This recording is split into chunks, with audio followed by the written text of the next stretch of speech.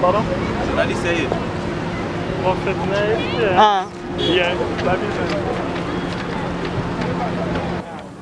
Bonjour, président. Bonjour, maman journaliste. Ce qui m'a se présenté Yomoko par rapport à Balancio Bakolanda. Le Lingala ou bien la Lingala. Ok. Bon, ngai comme nanga monsieur Christophe Robert Ngangavika. Nazali président ya ba ex-agent ya Banque commerciale du Congo, ex-BCZ, BCDC. Balongola biso ya musala depuis 1999, ti lelo toza en procès parce que tosenga ba corriger ba décompte final au ministre du travail à mona ke zamabe. Banque pona futa biso mboko na biso te a corriger ba décompte final te afunda biso na parquet awa. Alobi que tosali faux usage de faux. Plainte moko ya lokuta de A à Z. Na ko l'action ba document to ko tambla na ngwa c'est malheureux. Alors ba juge complaisant bazako kata makambo mabe mais Dieu merci na 2017 Cour de cassation et kasaki ba jugement wana. To ya awa pona fond ya plainte pénale au banque afunda biso. Ba quitter biso balobi to sala faute to sala usage de faute. Mais bâtonnier Mukendi oyo se prétendre qu'azali avocat, il y a président de la République, avocat personnel. Mukendi oyo comme honorable député. Ce qui est comme honorable député. Oyo munene ya IDPS. OK. Alobi aza avocat président. Or biso to kotsaki memo moko pas président, ba bengi biso abi memo ebungi. Donc pona biso eza bâtonnier Mukendi mutalongolia. Parce qu'azali en même temps avocat de banque. Donc bref, ndenge to aliawa. Toko dénoncer mundele ya banque Yves Kipers, DG à banque. Toko dénoncer bâtonnier Mukendi oyo aza kosala nyonso bon honorable to respecter titre na ye honorable Mukendi wa Mulumba soki ezaye aza maître oyo munene ko donc toza ko dénoncer parce que makambo za kosala eza bien te ba quitter biso awa ba avocat na ye basali appel toza ko samba na cour de cassation ya bakisi lisusu pona ko kwesa jugement ba kitaki biso awa afundi ba juge o ba kitaki biso sur réquisitoire à ministère public a talaki alobi ki to sala faute to sala usage de faute faut ba quitter biso comme ça to zonga na suite à dossier na biso à travail ba calculer ba décompte final par rapport sur quoi ba photo lati na tolo ba valina ba comprendre ba photo la qui signe président. Merci beaucoup maman journaliste omoni elongi na ngai pesineti mwa mawa yo moko talaka ko moni croix. Donc, les photos sont ninga tout ça na banque 287. D'ailleurs, tu es séparé dans une liste et puis dans quelques listes. 287 de quelques photos seulement. Celui-là, par exemple, c'est un collègue qui a travaillé, un bon informaticien. Il y a le président sectionnaire Anji donc, les photos sont ninga tout ça na bango.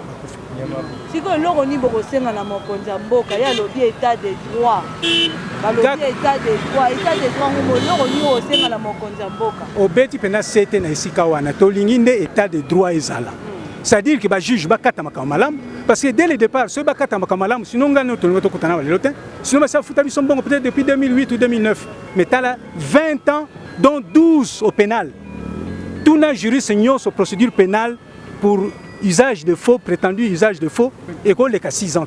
Mais ça fait 11 ans que nous sommes là, et Baju Bakosalaka, Bâtonnier Moukende Toko dénoncé, à ça Salima Yu, on a s'apprêté à couler sur la cour de cassation. Il y a toujours dénoncé devant place à ministre de la justice, n'a parlé de justice, tout ça l'accroché, ce qui va m'amakasi, tina présidence, tina cour de cassation, tina devant le parquet général de la République, pour nous dire que Baka Tamalam, état de droit au Yolobi et Zonga, le pays Nabiso. Mokonza mboka kolanda yo bakekolo bakolanda bandeko no be bakuna na mboka ngele message no botinda na mokonza bandeko biso ya congolais toni to beta sete na likamoko toza ko nyoko ma parce que bandeko na biso ba congolais baza ko protéger mundele plainte pénale na ye de A à Z ezali ba faux et usage de faux mais baza ko protéger mundele bazo lingane ba condamner biso pona ba calculer mbongo na biso correctement donc bandeko eza mawa mingi to changer to tik esprit wana ya ko dungaka yo moko intérêt na yo to mona nan le peuple d'abord ndenge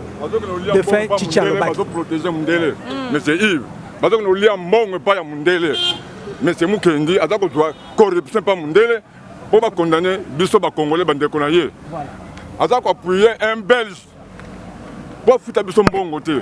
Alors que to saleli mboule belé, bato 45 ans bazali, 40 ans bazali. Tout ça, on a banque. 40 ans d'expérience. Oui, mais oui. 40 ans d'expérience. Il y a un temps. Motomo comme à $200 de compte final. La Mindele va foutre plus de $1 million. Mais les derniers travailleurs qu'on n'a pas reçu même $200. Si on a pas en Belgique, on a le message est routine la banoko kuna na Belgique bango bazoya bazwa la biso kuna bazola tsabakonza mboka pa wana ngala pour répondre ngo tokoyebisa ba Belge boy ndeko na bango DG Yves Cupers il faut pesa mbongo na biso procédure pénale oya bloqué biso pendant 12 ans ako futa pe yango parce que nyoko libiso toza ko sila ndengo moni na photo ba Belge boye ba que ce qui monsieur Yves Cupers a continué à instrumentaliser justice na biso et que va rendre justice à Mabé ba komona oyo ba mona na nute na RDC tolobi yango message de routine de la honorable maître avocat Mukendi azonga bomoto po biso toza bato indo kaka ndenge olobi batonnier Mukendi bible lobi naza koloba na kombo ya 958 ya Seni donc 287 bazana se ya mabele na kopesa bandeko journaliste liste na bango toyebisi eboye tika nzela wana ozali à côté eza nzela malonga te. Le peuple d'abord, yozali auxiliaire de justice, ozali mercenaire, ya monsieur Yves Cupers te. Tanga dictionnaire, okomona ke mercenaire eza injure te. C'est-à-dire oza mutu makambo ndenge lenge longo bani ozolanda ngo te pona mbongo ozosala makambo mabe bande kono bakufa kabazwa mbongo na bango. Monsieur Batonnier Mukendi wa Mulumba tika nzela wana biso bandeko na yo ba congolais to yebiso yango lelo. Il n'est pas encore tard. Ba katino ba jugement te. Na prise à partie à eux à Lukuta. Soko to zana bomoto. Oko zonga même kono kondo retirer prise à partie na yo. Parce que ça prise à partie moko totalement cynique. Oyebi très bien que ba plainte na bino nyonso sala na banque ezali ba faux usage de faux. Que biso to sala ta faux moko te. Dozoli ngaka onyoko na biso to zwa mbongo te. Tika nzela wana, c'est le dernier mot des Asseni. Tika tika tika. À bon entendeur, salut. Numéro contact à président. Président peut ça numéro contact. Tous les personnes qui sont mikanda na biso komona tout de suite. Papa. Ye maître so maître Mukendi. Azali congolais, mais azali mondele te. Mais ye bakate Bible zo lobate onyokola musali pona le foot na yete. Yami balé Bible zo lobate ko lia avocat to kanyaka ezo boma misu. Mais Mukendi atika biloko na. Toza batu da banyamate. Atika biloko na déjà mitoko na biso. Ako kamata ko sangana biso te apes kumisa biso bazoba mais ya lia ka avocat ako ko appuyer Yves za mondele. Mais Yves a travaillé le quoi biso. Hein? Pourquoi bazo ko nyokola biso même ba politicien bazo kota na makambo yo. Pourquoi? Tous les simples travailleurs. Mais bazo nyoko la biso pona nini? Ils ont droit qui? Hein? Alors, boye bisa, yé na lobibo yé maître Mukendi. Maître Mukendi aye bakaza aza congolais aza mondele te. Atia banga nzambe. So banga nzambe te, yebe ke dossier bi bato bakufi ebele. Mais atika makamwana. A bongo la motema. Atika makamwana na suki wana. Papa toko bakisa boyo. Président de la République autour de Wazali a outre la partie IDPS. Mais Maître Mukendi, voilà, Maître Mukendi, président de la corruption sur la terre, mais Maître Mukendi IDPS a donc même corruption à 4 il y a gouvernement Oyo. Président de la République attend là pourquoi rapprocher Maître Mukendi Pepenaye. Il y a beaucoup de bébés ça, mais il y a démocratie na Congo Yawa. Maître Mukendi. Voilà. C'est comme message nous retirer là banoko, belge.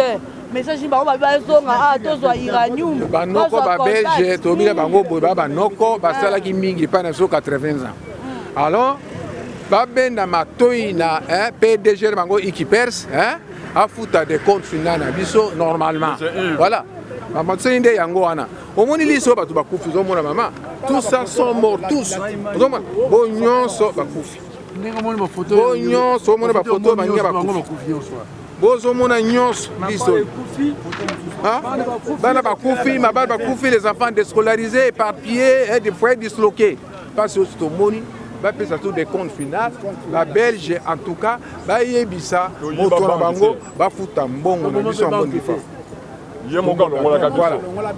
voilà journaliste pourquoi kaka ba Belge kaka ba Belge banyokola kabiso bango bayaka kokolonize biso ti lelo tozali kaka na colonisation nani tolongwe te toza na droit na biso te kaka babelge basociété belge nde yango eza konyokola bacongolais pour quelle raison. Voilà eloko etikali nde yango c'est-à-dire balongola biso sur base de documents ezalaki faux eza de faux. C'est-à-dire les décrets loi numéro 065 bon ezalaki signé te na président République imité sur base de faux documents. Donc c'est-à-dire opération basale de départ qui faut ezali po bwana ba jipante bwana ba parfum solo te bwana ba veste cher te yango ba boko côté la bino état de droit. C'est ça. Ah bon. Le la président République aye le la papa aye na avance comme na mboka abi le peuple d'abord état de droit. Doit ça l'état de droit. Parce que ba juge basali ba ils ont dit les droits. Pour na faveur na biso banque ya koyi bon papa mokende akende lisusu kufunda ba juge wana asa na prise en partie pour que ba samba biso to koya lisusu eza malamu te président ba uti ko ya tungi donc biso ba to landa président république donc c'est corruption ici ya mokende yemo côté voilà na muluba te papa na monyo lati o pende ko na miatika bino. Oui, azande kuna biso do atika biso likolo ka ya makambo zomona ke mabale kufa même ngana zolo ba do na za célibataire oui na ajo bon moment soki na kufi na to na beli na kusunga ngai bon biso to zolo ka mbongo na biso il faut mukende Alex mikana wana donge sunga ba futa mbongo na biso mais ça ko tinda ba no ko biso to aka o tonto zongisa banoko subaya na banoko ababa zonga batika motema mabe po bango bazande mabe bazama la mute ba ibsande kuna bango ive afuta mbongo na biso soke zate so bazonga de biso to komema des ordres na ba ofele pe baza ngai kutu papa na ngai oui papa na ngai naza orphelin papa kufi alubango na banque salika 2 ans akufi atika biso bana miketi to kolika na nguya nzambe na chômage donc ndenge za wana basa l'effort ba régulariser station na biso oyo batika maniganso bomba yosala pona ko tripoter dossier oyo message bien rotine dans mon compte mboka pour ya lobby tazana besoin jeune à avancer message et on a rotine mon compte mboka ya lobaki le peuple d'abord même papa Tshisekedi Yemoko akufaki abaki le peuple d'abord ça dit toi en état de droit. Donc il faut pas régulariser cette situation à biso ya banque tout ça dans le calme ba futa mbongo na biso au grand complet makambo bela nla loba mais c'est munge nya moko pe ya mona mboka IDPS avocat IDPS mona mboka président AI IDPS mona mboka Jean-Marc Wakabunda za kamotama la message ni boko tindela voilà monsieur ba okiko soana mais c'est honorable mukendi pe a retrouver solution pour na binote. Mais mon avis, c'est ça qu'on a déjà. Et pas il y a même. Oui, c'est ça qu'on a déjà. Il y a eu des pêches. On a limité déjà. On a limité. Concernant Makamuyaye Mukendi ndenga za ko corruption na niveau banque pour que banque afuta biso mbongo te azali complice aza ko entêté pe lisusu ba collège na ye o ba za ko travailler ensemble na ye alors to ko loba ke to lingi président azu information na président Tshisekedi yeba information na ba tout na ye pourquoi ya za ko tia mungwa na pilipina na dossier no si longtemps to ça li banque afuta biso mbongo te jusqu'à aujourd'hui to za ko perdre kaka 20 ans de conflit de travail et loko moko to zo ezate baninga ba okufata ba photo to lati pona baninga wana alors to lingi loko na te faut justice ça sala a juger makamo malamu ti ba pesa biso mbongo na biso bana biso lelo batanga ba classe bango eza négligé mabala musu baninga epanzana bana musu so abasi ba sente bango ngwaya zata libala ezate parce que encadrement malamu ezate à cause de ça 20 ans de ya musato sali eza ya pamba te il faut apesa biso mbongo na biso afuta biso mbongo te azosaka manœuvre to lingelo quand apesa biso nde mbongo na biso to kabona ye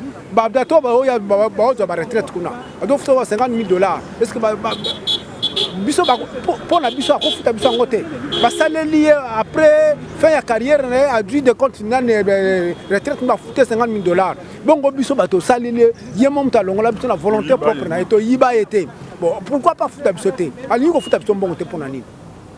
Merci beaucoup. Bonjour papa. Oui, bonjour. Apparemment, il y a une banderole à Kamuzani.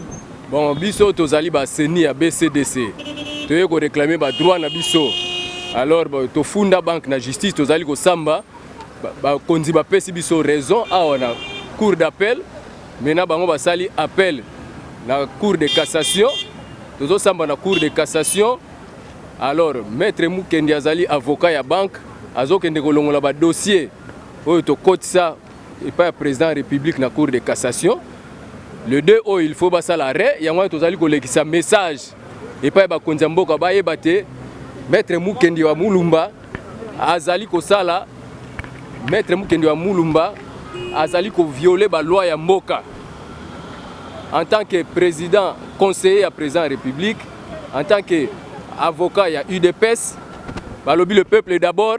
Il y a lobby mundele ya banque Yves Kipers ndé d'abord biso na sima to souffrir mingi justice o esali 20 ans tozo samba la justice alors ba okata makambu tozo senga la président de la République ata ila biso likambo oyo tozo senga pe na premier président ya cour de cassation ata la likambo oyo atindaka biso na cour d'appel basi bakati makambu na cour d'appel alors ye alingi makambo ya cour d'appel te afundi lisusu ba avocat ya cour d'appel na cour de cassation ba juge ya cour d'appel.